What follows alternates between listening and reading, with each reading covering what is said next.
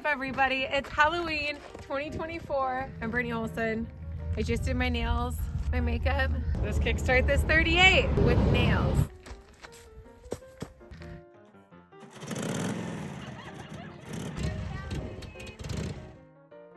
Welcome back to another video from Carl's Cycle Supply.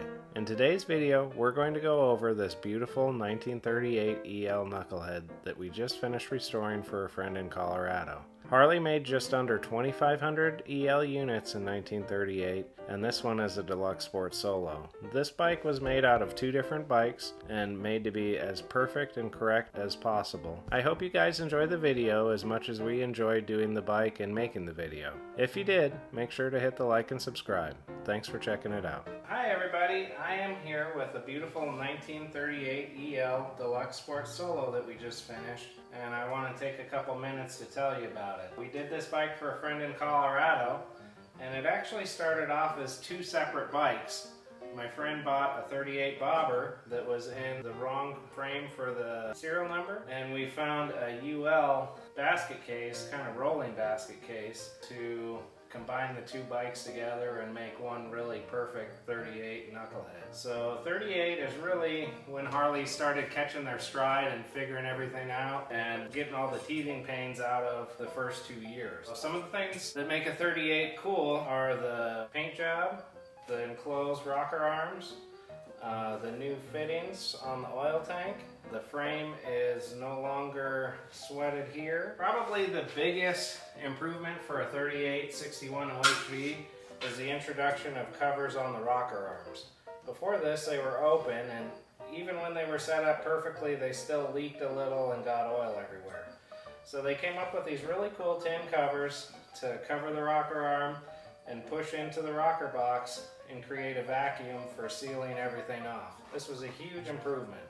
38 is the last year of the skull dash and the first year of having dummy lights or idiot lights in here instead of gauges. You're told if you have oil pressure by this oil pressure switch, and once the bike starts running it grounds out and then grounds out the light bulb socket and then the light comes on.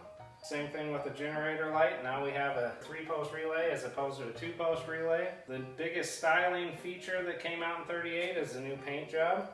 It has one stripe that goes through the center of the decal, and the stripes are moved to the side of the fender rather than being on top. With the stripes being moved to the side, it allowed room for the addition of the stainless steel top trim that's part of the Deluxe Sport Solo package. These pieces are new old stock. We got them from a dealer inventory. They come perfectly straight. You have to roll them to match the fender, put a little curve in them so that when you tighten the bolts down, it sucks them down tight to the fender. I think it took me and two of our guys about 2.5 days to get them fit to the bike and lay out the holes to drill them. It was a lot of work, but it's such a cool feature and thing that they did that we really wanted to have them on this bike because it's a Deluxe Sport Solo and because it's a good representation of Harley trim. These top strips were also used in 1939, and yeah, it's just as cool as it gets. 38 was the first year for this style of spotlight with the tall stem. It no longer has a handle back here. It has an auto-focusing bulb. These are made by Guide and they're really nice. 38 is the first year to have a wire for the headlight power terminal on the upper horn mount, and it is also the first year that grease zerks were moved to the outside of the fork. Grease zerks came out in 1938, and the straight zerk is much easier to get to on the outside of the fork than being on the inside like previous 36 and 37. Early 38s used the same fork as the 37. They have the grease zerks on the inside, but this is a much later 38, so the grease zerks are on the outside. The lug nuts are new for this year. They're much shorter than before, and then they have a shorter tang that goes through into the brake drum. They still have a groove on the outside. You guys know what they look like. 38 is the last year for this taillight, and this is really a cool taillight that came out in 1934 and was used all the way through 38. In 39 they came out with the boat tail taillight, which is quite a bit different. 38 is the first year for this stand. It's made out of stamped steel instead of tubular steel. It has a weld on the outside and a weld on the inside. Some of them just have a weld on the outside. I'm not really quite sure on that, and I don't think anybody else knows either. 38 was the first year for the J-slot air cleaner. It was the first year for a provision inside the kicker cover to get oil onto the throwout bearing. So these two rivets hold a little piece of metal on the inside that catches oil while the main shaft is spinning and then drips it down onto the throwout bearing. Later on in 38, they started casting a little dam in there that would catch the oil and take care of things. This is a later 38, so it's much different than an early 38. One of the differences is the oil tanks. 38 has an embossed top like a mid 36 and later, and this top was used all the way through 39. This still has the riveted in latch like 36 and 7. Sometime in late 38 they got rid of this, but the toolbox that was on the UL had the provision for the latch, so we left it. 38 is the first year for a J-slot air cleaner, which is easy to take off with your hands. You can just go like this, turn it, and then pull it off. Very cool. It's the last year for this gas filter. 39 to 41 has a line that comes up from the bottom and is a terrible design. 38 also has a 1-year only oil pump and uses this little short base oil sending unit. The early ones didn't have this. They had 2 extensions, but mid 38 to late 38 has a boss that is centered in between the 2 studs and then raises it up and takes up the space for that. 38 has a greaser pointing forward on the brake pedal.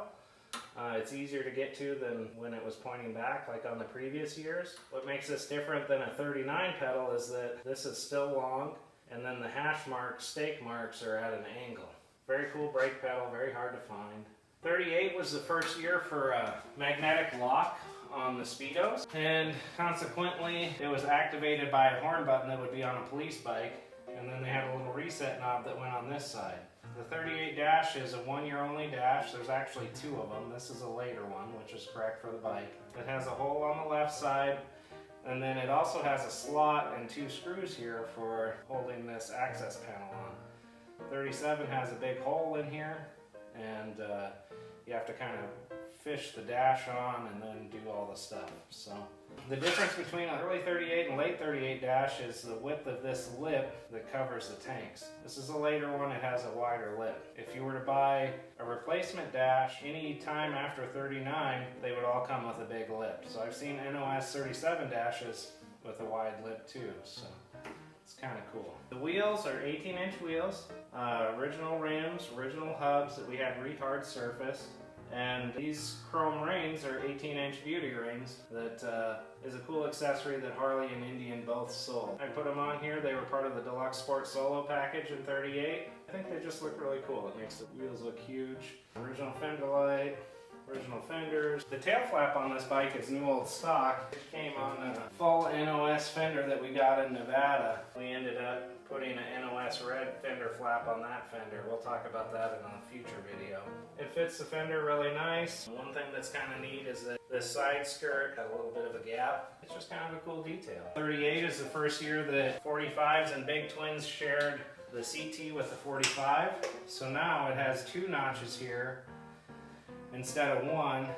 And then it also has a greaser facing up for 38 to 40, but this big end came out in 37, so it's not perfectly new for 38. Alright, so let's talk about the color of this bike. It is painted police silver, which is kind of a weird color. It would make sense if you're a cop, but this is definitely not a cop bike. This is a Deluxe Sport Solo. The inspiration for choosing this color came from a bike that my friend Dennis D'Angelo built for a guy named George, who got a basket case from a guy in New York, and it was kind of pieced together 38 stuff that was all new old stock and really nice. And that bike had an NOS set of sheet metal.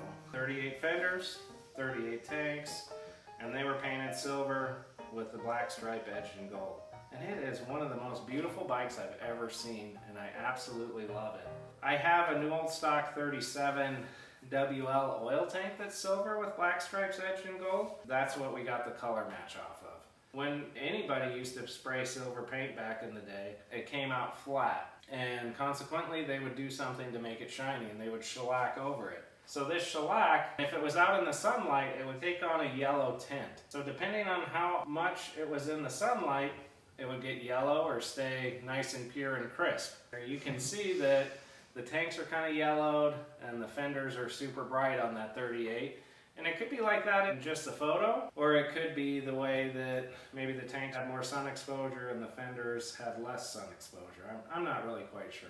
The tank that I have, the 37 tank, is very yellow, very pearlescent almost, and it's got just a great look. Right now we're in an environment where the light is controlled and it's a very crisp, beautiful silver, but I asked for our painter to maybe have it have like a little bit closer look to a silver sheet metal that's been around for a while, and it has a little bit of a yellow tint to it, and you'll be able to see it when we do our outdoor shooting. So another cool story about that, my friend Matt Waxler at the Wheels Through Time Museum was doing a giveaway for the museum, and they built a 37 EL bobber. It was a beautiful bike, very sporty, very fun. He asked for the paint sample for police silver, and I said, I don't have one. I mean, I'll send you the tank. It's about 1,000 different colors and you can pick which one you want. So I sent him the tank, he used it in their video and got a good match to it of what he thought it should look like. So anyways, that's my story.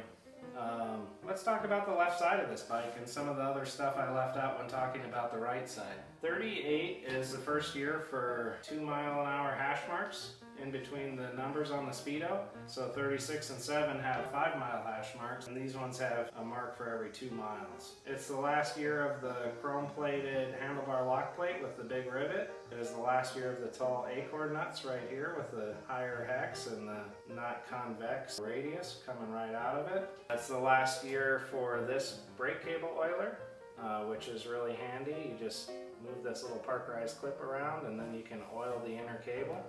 Early 38 still has drilled primer plugs in the heads.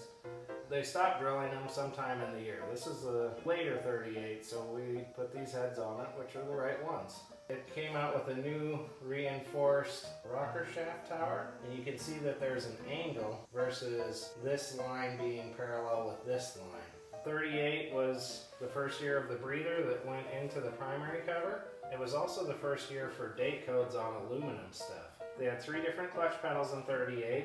This is the last one that they had. Early ones have one that's shaped like a 45 pedal, but it still has diagonal hash mark pieces here and the pivot being down low. The next style they came out with was shaped like this, and then it had the rivet down here and no hole up here. And then later in 38 they put the pole right here, and this was the kind of final form. It stayed in this spot all the way to the 60s. We talked about grease works getting moved so that they were more accessible. This new fitting is very modern, and they still use something similar to it today. The brake shackle one stayed in the same spot. In 39 this goes back, but they did change the brake backing plate and put this one at an angle. 36 and 7 is straight up and down. It just makes it easier to get your grease done on and service it. It works really good. This is actually the first reproduction part we had made. When I was in high school, we used to get NOS ones at our hardware store and CAD plated, and they were just perfect. And I would just go in and buy them. They were 5/16 32. The check ball was sunk down like the 50s and earlier style. Then I went in one day and they were gone. And I asked the manager where they were, and he called all the other stores and couldn't find them, and it was terrible. So he said, well, I think I can have them made. And I said, okay. He sent out some NOS samples. We had some made, and the rest is history. Something else that's kind of a 38 only deal is CAD plated ride control knob. It's the only year that it was CAD plated. 38 was also the first year that it was moved to this side. So 36 and 7, the knob's on the right side. And I think this is just so you can adjust it and still have your hand on the throttle. Here you can see the CAD plated side plug, which was put in after it was chrome plated. Let's talk about a Deluxe Sport Solo. So a Deluxe 38 would have chrome headlight, it would have spotlights, it would have chrome handlebars, chrome dash, top fender trim, wheel rings. It should have under the seat lights, we just haven't put those on yet. We'll put them on before we deliver it.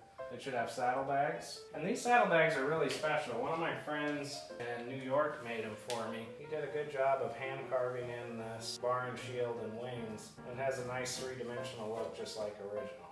I'm really happy with it. He's making some other different style ones for us, and I'll mention it when we work on them in the future. So, this bike has new old stock wiring. It's cloth over copper. I have a bunch of these ends that are new old stock that I got from my friend Craig in Ohio. Just a really nice bike. I love it. It looks so long and sleek and fast.